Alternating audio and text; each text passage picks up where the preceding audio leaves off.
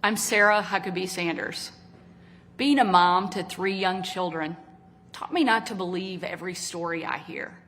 So forgive me for not believing much of anything I heard tonight from President Biden. From out-of-control inflation and violent crime to the dangerous border crisis and threat from China, Biden and the Democrats have failed you. They know it, and you know it. And it's time for a change. Tonight, let us reaffirm our commitment to a timeless American idea that government exists not to rule the people, but to serve the people. Democrats want to rule us with more government control, but that's not who we are. America is the greatest country the world has ever known because we're the freest country the world has ever known, with a people who are strong and resilient. 5 months ago, I was diagnosed with thyroid cancer. It was a hard time for our family, particularly our kids, Scarlett, Huck, and George. But we kept our faith and persevered. Thanks to exceptional doctors here in Arkansas, a successful surgery, and the grace of God, I am cancer-free. Through it all, I couldn't help but think about my mom. She was 20 years old and into her first year of marriage when she was diagnosed with spinal cancer. The doctors told her she might not live, and if she did live, they said she'd never walk again. And if she did walk, she'd definitely never have children. The daughter she was told she'd never have was just sworn in as the new governor of Arkansas and is speaking to you tonight. Adversity and fear of the unknown can paralyze us, but faith propels us to charge boldly ahead. We can't stand still in the face of great challenges. You and I were put on this earth for such a time as this, to charge boldly ahead. I'll be the first to admit, President Biden and I don't have a lot in common. I'm for freedom, he's for government control. At 40, I'm the youngest governor in the country.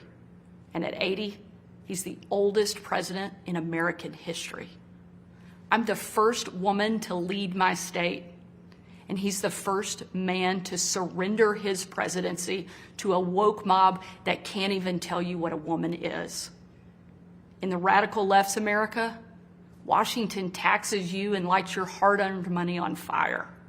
But you get crushed with high gas prices, empty grocery shelves, and our children are taught to hate one another on account of their race, but not to love one another or our great country. Whether Joe Biden believes this madness or is simply too weak to resist it, his administration has been completely hijacked by the radical left. The dividing line in America is no longer between right or left. The choice is between normal or crazy. It's time for a new generation of Republican leadership. Upon taking office just a few weeks ago, I signed executive orders to ban CRT, racism, and indoctrination in our schools, eliminate the use of derogatory term Latinx in our government, repealed COVID orders, and said never again to authoritarian mandates and shutdowns. Americans want common sense from their leaders, but in Washington, the Biden administration is doubling down on crazy. President Biden inherited the fastest economic recovery on record, the most secure border in history, cheap, abundant, homegrown energy, fast rising wages, a rebuilt military, and a world that was stable and at peace. But over the last 2 years, Democrats destroyed it all. Despite Democrats' trillions in reckless spending and mountains of debt, we now have the worst border crisis in American history. As a mom, my heart breaks for every parent who has lost a son or daughter to addiction. 100,000 Americans a year are now killed from drug overdoses, largely from fentanyl pouring across our southern border. Yet the Biden administration refuses to secure the border and save American lives. And after years of Democrat attacks on law enforcement and calls to defund the police, violent criminals roam free, while law-abiding families live in fear. Beyond our border, from Afghanistan to Ukraine, from North Korea to Iran, President Biden's weakness puts our nation and the world at risk. And the president's refusal to stand up to China, our most formidable adversary, is dangerous and unacceptable. President Biden is unwilling to defend our border, defend our skies, and defend our people. He is simply unfit to serve as commander-in-chief. And while you reap the consequences of their failures, the Biden administration seems more interested in woke fantasies than the hard reality Americans face every day. Most Americans simply want to live their lives in freedom and peace. But we are under attack in a left-wing culture war we didn't start and never wanted to fight.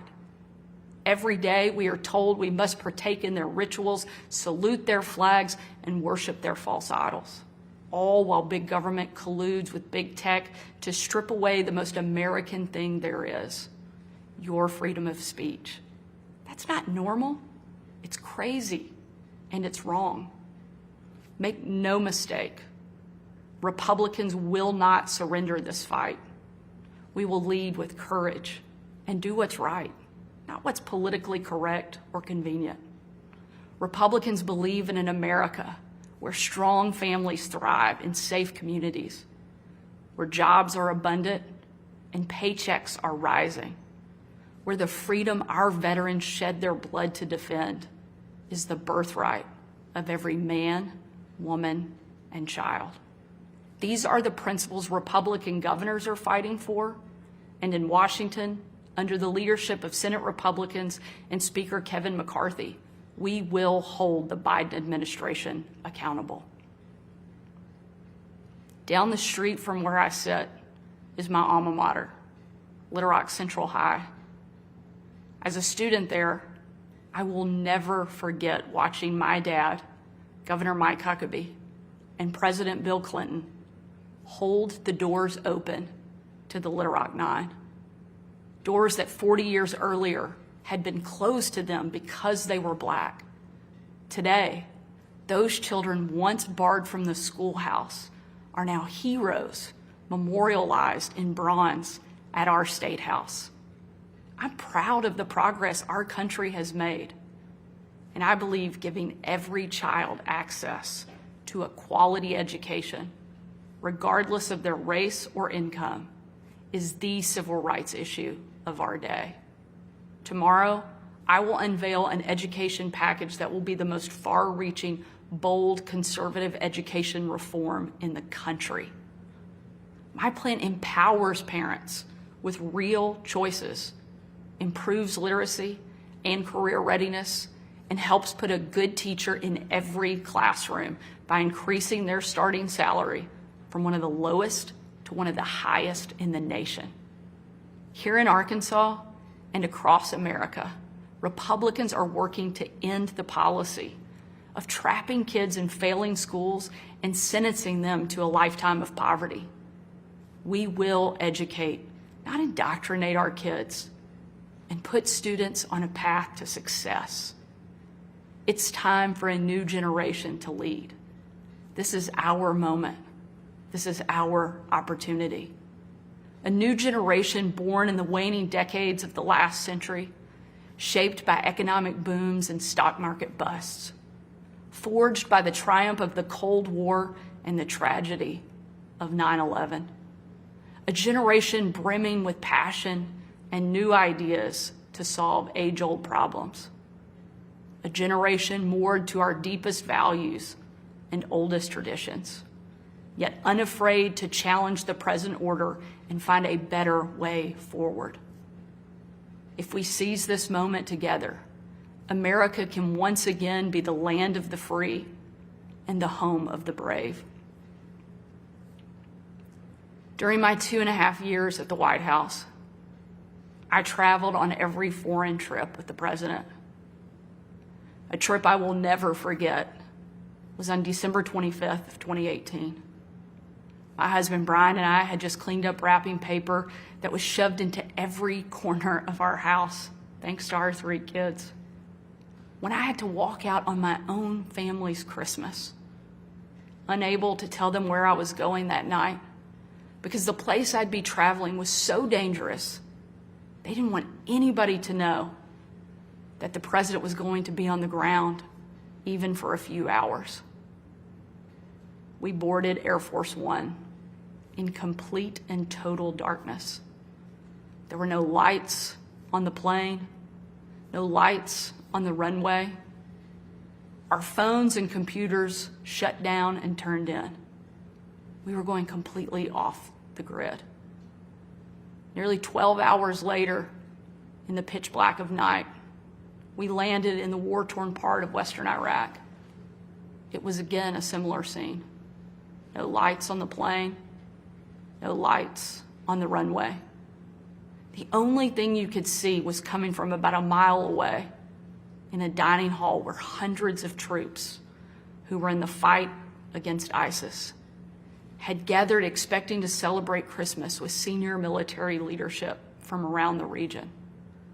They had absolutely no idea that the president and first lady were about to walk into that room.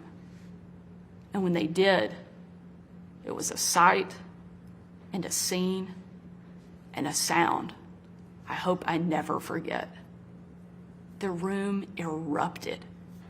Men and women from every race, religion, and region, every political party, every demographic you can imagine, started chanting in perfect unison over and over and over again, USA, USA, USA.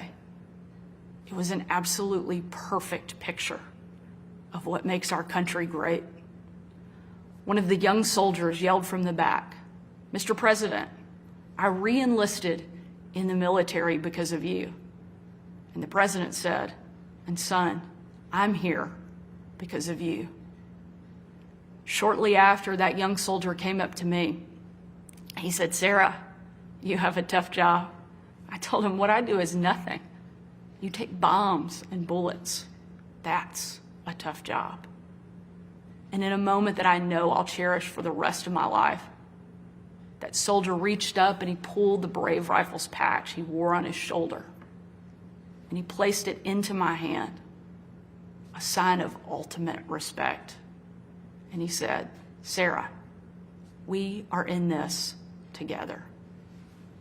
Overwhelmed with emotion and speechless, I just hugged him with tears in my eyes and a grateful heart for our heroes who keep us free. That young man and everyone who has served before him, all of those who serve alongside him, and the thousands we know who will be called upon to serve after him, deserve to know they have a country and a community back home doing our part in the fight for freedom. America is great because we are free. But today, our freedom is under attack, and the America we love is in danger. President Biden and the Democrats have failed you, and it's time for a change. A new generation of Republican leaders are stepping up, not to be caretakers of the status quo, but to be change makers for the American people. We know not what the future holds, but we know who holds the future in his hands. And with God as our witness, we will show the world that America is still the place where freedom reigns and liberty will never die. Thank you. God bless you, and God bless America.